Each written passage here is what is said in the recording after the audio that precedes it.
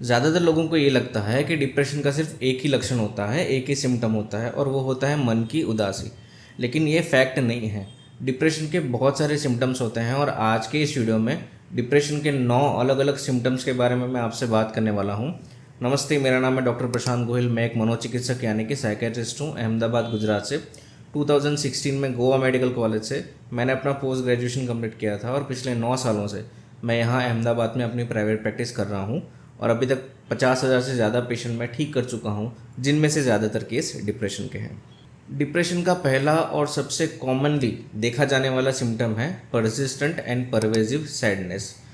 आपका मन ज़्यादातर उदास रहता है। उदासी उदासी उदासी उदासी के अलावा लाइफ में कुछ बचा नहीं है। सुबह उदासी, दोपहर को मन उदास, शाम को भी उदास, रात को सोने के टाइम भी आप उदास ही रहते हो। Most of the time in a day, almost every day. कितने दिन तक? एटलीस्ट 2 वीक तक, 2 हफ्ते तक अगर परसिस्टेंटली आपका मन उदास है तो आपको डिप्रेशन हो सकता है। Second symptom is loss of interest, जिसे हम एनहेडोनिया भी कहते हैं। पहले जिन चीज़ों में इंटरेस्ट था, पहले जिन चीज़ों में आपको अच्छा लगता था, एक्टिविटी करने में अच्छा लगता था, लोगों से बात करने में अच्छा लगता था, दोस्तों से मिलने में अच्छा लगता था, घूमने फिरने में अच्छा लगता था, मूवीज़ देखना, सैर सपाटा, नेटफ्लिक्स, हॉबीज़, अब किसी चीज़ में आपको इंटरेस्ट रहा नहीं। प्रीवियसली जो प्लेजरेबल एक्टिविटीज़ थी, अब वो आपको प्लेजर नहीं देती है। So this is loss of interest in activities. Depression को डायग्नोज करने के लिए परसिस्टेंट सैडनेस और लॉस ऑफ इंटरेस्ट में से एक सिम्टम का होना मैंडेटरी है for at least 2 weeks. Third symptom is easy fatigability. आप अब बहुत थका थका सा महसूस करते हो। आपने ऐसा कुछ खास काम किया नहीं है, फिर भी आपकी बॉडी जवाब दे गई है।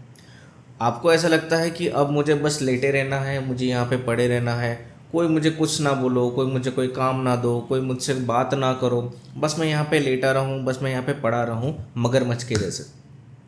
अब होता क्या है कि अगर आपको ज़बरदस्ती कोई काम भी दिया जाता है तो भी वो आपको बहुत बड़ा टास्क लगता है। छोटी से छोटी चीज़ भी आपको ऐसी लगती है जैसे पहाड़ चढ़ना है ना। और अगर आप वो काम स्टार्ट करते हो तो बहुत ईजीली आप थक भी जाते हो। Easy fatigability. Fourth symptom is sleep disturbances. Sleep disturbances अलग अलग तरीके के होते हैं, अलग अलग लोग अलग अलग तरीके से उसको एक्सपीरियंस करते हैं। कुछ लोगों को डिफ़िकल्टी इन इनिशिएटिंग स्लीप होता है, मतलब स्लीप आने में दिक्कत होती है। 10 बजे वो अपने बेड पे जाते हैं सोने के लिए, 10:30 बज गए, 11 बज गए, 12 बज गए, 1 बज गए, अभी तक नींद नहीं आ रही है। तो कुछ लोगों को क्या होता है, डिफ़िकल्टी इन मेंटेनिंग स्लीप होती है। मतलब 10 बजे वो सोने को गए, 10:15 बजे वो सो गए, लेकिन 12 बजे आँख खुल गई, 12:30 बजे फिर से सो गए, 2 बजे आँख खुल गई, 2:15 बजे फिर से सो गए, 5 बजे आँख खुल गई, 6 बजे वो फिर से सो गए। तो वो मेंटेनेंस जो है वो स्लीप का वो थोड़ा डिस्टर्ब हो जाता है। डिप्रेशन में ज़्यादातर क्या होता है, अर्ली मॉर्निंग अवेकनेस होता है। मतलब अगर आप सोने को जाते हो, आप सो तो जाते हो, लेकिन अर्ली मॉर्निंग, सुबह जल्दी आपकी आंख खुल जाती है। मान लो कि आप रेगुलरली 8 बजे उठते थे, जैसे आप 12 बजे सोने को गए, आपका शेड्यूल ऐसा है कि आप 8 बजे उठ जाते हो। लेकिन अगर आपको डिप्रेशन की शुरुआत हो गई है तो शायद 5 बजे, 5:30 बजे या 6 बजे अब रेगुलरली आपकी आंख खुल रही है, जो पहले 8 बजे तक आप सोते थे। Next symptom is disturbance in appetite. ज़्यादातर लोगों की भूख जो है वो कम हो जाती है। भूख कम होने से उनका वज़न भी जो है वो कम हो जाता है। तो भूख कम होना, वज़न कम होना, ये बहुत कॉमनली देखा जाता है। कुछ केसेस ऐसे भी होते हैं कि जहाँ ऑन द कॉन्ट्ररी भूख बढ़ जाती है, तो उसकी वजह से वज़न भी बढ़ जाता है। अब आपकी बॉडी किस तरह से रिएक्ट करती है वो आपके डिप्रेशन पे डिपेंड करता है। ज़्यादातर टिपिकल सिम्टम ऑफ डिप्रेशन ये होता है कि आपको वज़न कम हो जाता है, लेकिन कुछ एटिपिकल सिम्टम भी होते हैं कि जहाँ आपकी भूख जो है बढ़ जाती है तो आपका वज़न भी उसमें बढ़ जाता है। Next is difficulty in focus and concentration.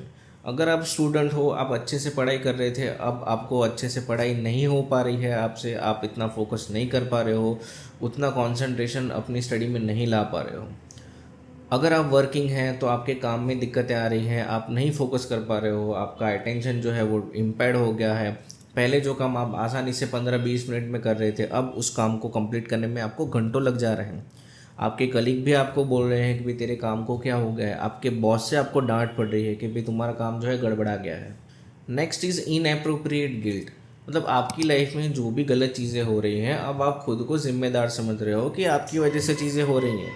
कुछ भी गलत हुआ, मैं ज़िम्मेदार हूँ। मेरी मम्मी को कुछ हो गया, मैं ज़िम्मेदार हूँ। मेरे पार्टनर को कुछ हो गया, मैं ज़िम्मेदार हूँ।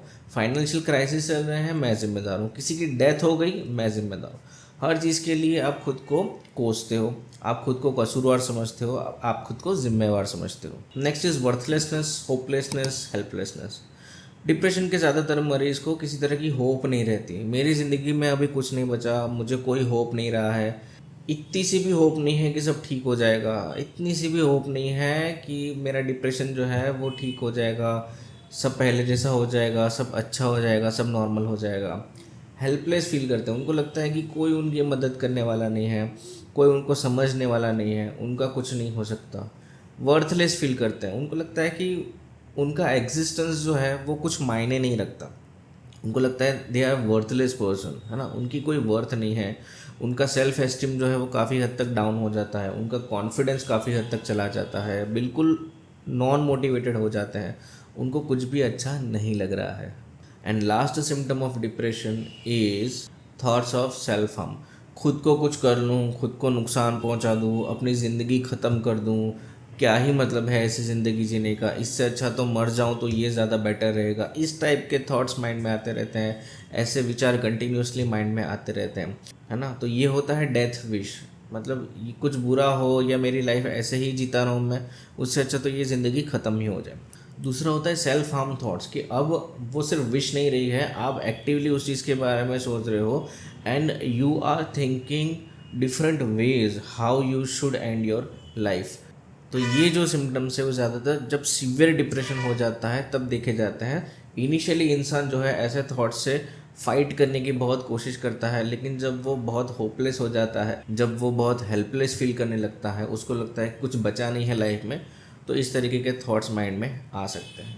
अगर आपको लगता है कि आप में ऐसे कोई सिम्टम्स हैं तो आपको आज ही साइकेट्रिस्ट को कंसल्ट करना चाहिए। अगर आप ऐसे किसी इंसान को जानते हो, आपका कोई भी करीबी इंसान जिसको ऐसे सिम्टम्स आ रहे हैं, तो उसको आप साइकेट्रिस्ट के पास लेके जाओ। बिकॉज डिप्रेशन को जितना जल्दी आइडेंटिफाई करके जितनी जल्दी उसकी ट्रीटमेंट स्टार्ट की जाए, उतना जल्दी ही उसका रिस्पॉन्स मिलता है, उतनी जल्दी ही डिप्रेशन ठीक होता है। अगर ये वीडियो अच्छा लगा हो तो प्लीज़ लाइक कर दीजिए, अपने दोस्तों के साथ शेयर करिए।